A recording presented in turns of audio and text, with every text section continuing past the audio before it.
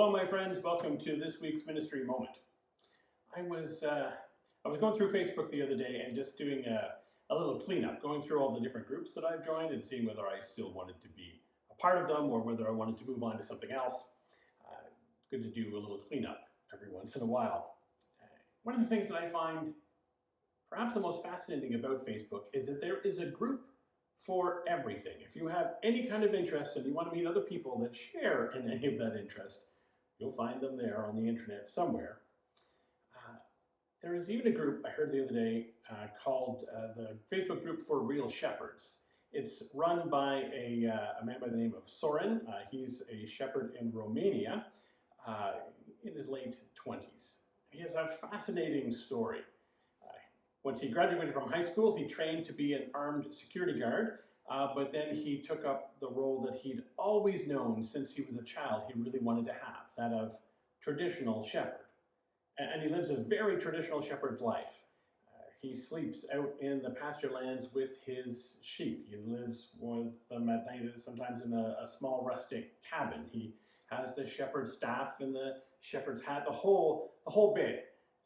A few modern twists. He has a tendency to listen to pop music on his cell phone while he's out with the sheep, and he uses Google Maps through his data connection to find the best pasture land.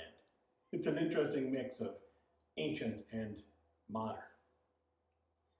But he talked about, in an article written about him a number of years ago, that he had known since he was in primary school that what he really was called to be was a shepherd, and that he doesn't feel fulfilled or in anything else other than when he's caring for his sheep.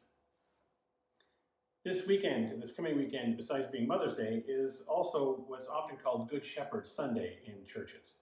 Fourth Sunday after Easter is that Sunday where we specifically take a look at Jesus as our Good Shepherd. And I think it's good for us to remember and to be reminded, perhaps, that we have a shepherd who has known that he would be our shepherd from the beginning of time. That before you were even born, he knew he would be your shepherd, the one to bring you safety and to bring you life. That of all the different groups that we could belong to, perhaps the most important one is that we are a sheep in the flock of that good shepherd who will do anything to bring us life, abundant life now and life eternal in the time to come. It is, at least for me, it is a blessing to remember that I am that loved and that I am that cared for. And I hope that you know that and that you feel that too. Take care, my friends. God bless, and I will see you again next week.